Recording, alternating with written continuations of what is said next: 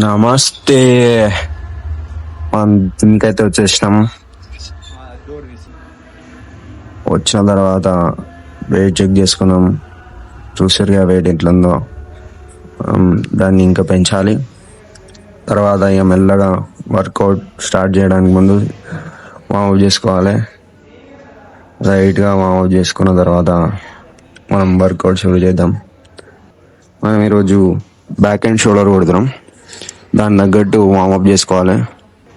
ఇది షోల్డర్కి చాలా మంచి ఎఫెక్ట్ ఉంటుంది. ఇది నెక్స్ట్ మనం బెంట్ ఓవర్ రోస్ చూస్తున్నాం. బెంట్ ఓవర్ రోస్కి grip important. First wide grip పెట్టి పుల్ ఓవర్ చేసుకోవాలి. బెంట్ కొట్టి మనం రోస్ చేయాలి. సెకండ్ దానికన్నా కొంచెం దగ్గరికి న్యూట్రల్ పొజిషన్లోనే పెట్టి రోస్ కొట్టాలి.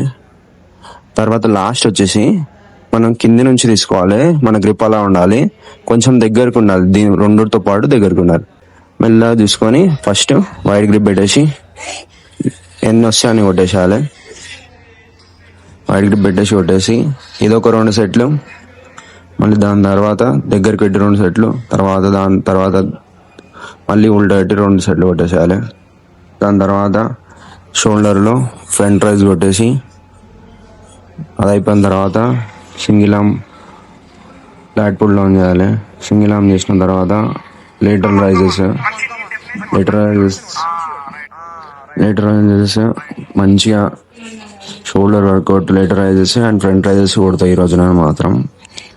నెక్స్ట్ లేటర్ రైజెస్ మెల్లగా డెఫినేషన్ తోటి మంచిగా బాడీ పోచర్ కరెక్ట్ పెట్టుకొని కొట్టిన తర్వాత lateral raises 3 sets, front raises 3 sets.